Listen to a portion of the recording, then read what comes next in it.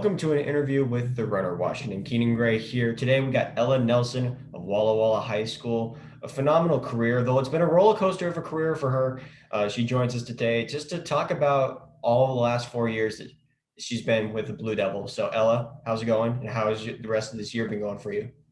It's good. Yeah, I'm just super grateful that we got to compete and race this year. Yeah. Awesome. Talk about this season as a whole because it was shortened and you had to have cross country and track and field back to back. Yeah, so cross was super short. I was kind of injured at the beginning of the season. I had some problems with my hip, so I only raced like 3 times and I didn't PR, but I was, just happy to be out there and compete. And I think I was in a lot better shape even though I didn't really PR. And then track, yeah, I was pretty consistent, like my marks wise, and I didn't actually PR, but it was just super awesome to be out there and compete with people, and yeah, I feel good about it, even though it's sad. Yeah. One of the things this year, and a lot of people have recognized this, is the lack of competition. You don't get to go to a big invite like, let's say, somewhere in Eisenhower or in Western Washington. But this year, the Mid Columbia Conference was loaded with girls, including Macy Marquardt, Natalie Rosauskis. Talk about those athletes competing against them and what that was like this season. Yeah, I'm super grateful for that. Yeah, it was good to like I raced a little bit smarter because I used to like really like jump out in the beginning, so it was good to kind of play off of what they were doing sometimes, or just kind of like get my pacing down. And yeah, it was fun. Yeah. But even though you didn't hit your marks this season, like you said, you were very consistent in your races. All of your 1600s were under 5 minutes, and your 800s were all under 220, and you broke 11 minutes for the 3200s. So what did you learn from this season about yourself in such a weird season? Yeah, I think really just pacing and like listening to my body instead of just like getting too caught up in the other person, like who I'm competing against, and just really mentally being within myself and listening to that. And yeah, for sure, it's definitely kind of different because with some of those big invites, my best races was when I just sat and I got pulled and I didn't really have to think a lot. And so yeah, it was a learning experience for sure, and I'm kind of thankful for that. Well, you were able to lead Walla Walla to another MCC championship team title. What was that like? Yeah, that was super exciting. Everyone's just worked really hard and our staff is so amazing, and Coach Highsaw's great. So it was awesome. Yeah. Now let's take a step back. I want to go to your sophomore year, which arguably was your best year of running. I mean, you're coming off a season. You finished third in the 16, I believe. And I'm trying to look at your stats here real quick. No, second in the 16 and third in the 3200. When you ran that huge PR of 452.52 after having run 501 the week before, was it just because those 4A girls are just really, really good, like Ella Borsham and Julia David Smith? Or how did Yeah, that? yeah. Just being in that environment really, and just being with those like high level of athletes, it really just pulls you along, and the energy is a lot different.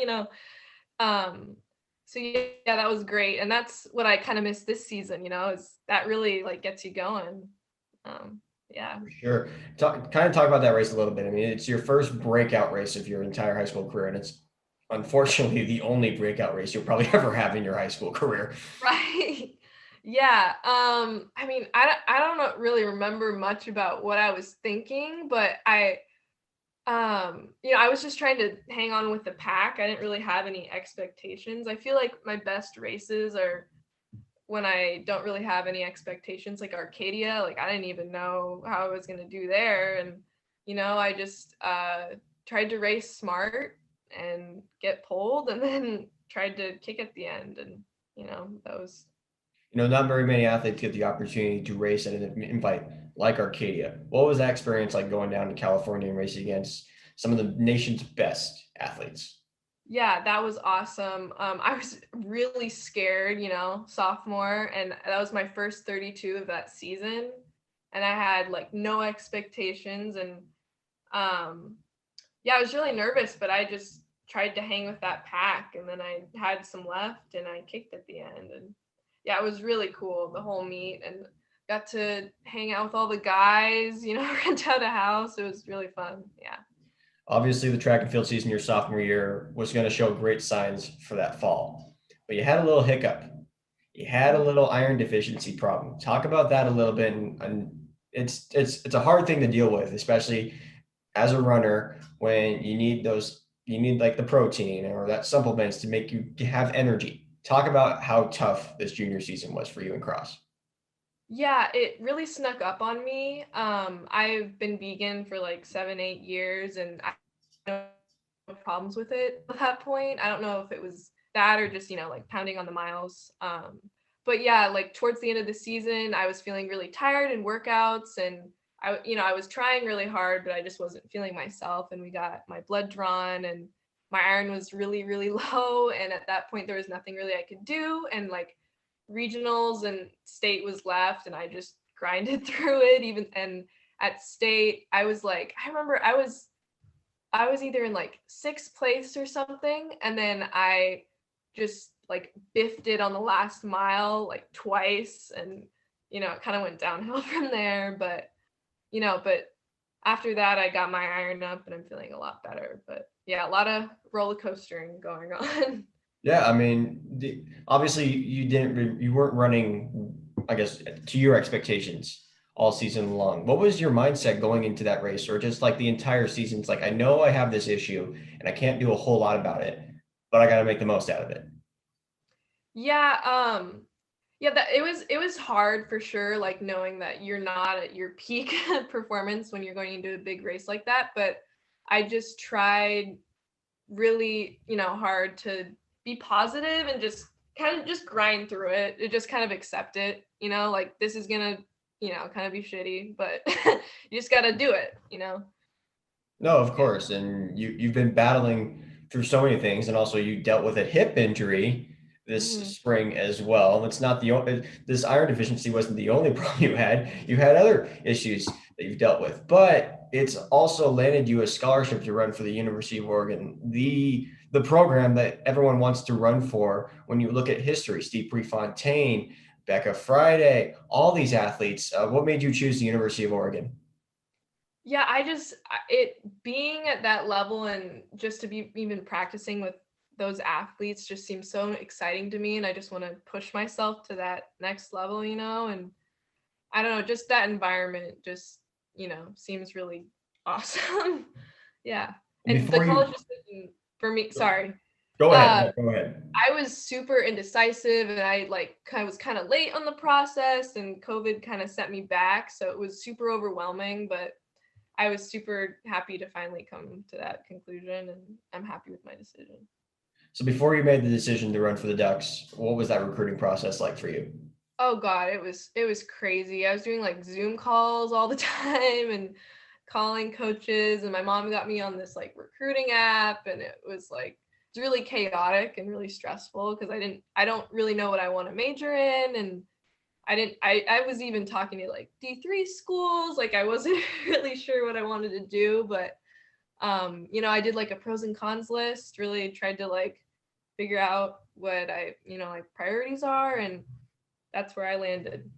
Yeah. What did Oregon have to offer for you? You might have already said this already, but other schools did not. What did you like about it? I mean, just the running program for sure. I mean, top tier, and the location, and they had a wide variety of like research and majors that I could experiment with for like my career. And yeah, I just that's where I went with. You're coming from a small town in Eastern Washington, now going to a Pac-12 school, predominantly known for their distance running. Who's prepped you for this? Who's helped you get to where you're at right now? Of course, Coach Hysaw has done a phenomenal job at High for the longest time. But also, I mean, your parents could be some influences as well. Yeah, my parents have definitely helped me out, mentally and stuff, and definitely like my teammates, like just like two of my best friends, we just talking on our runs. It makes it fun, and it's kind of like a release and from school and life and stuff. And yeah, it's super helpful.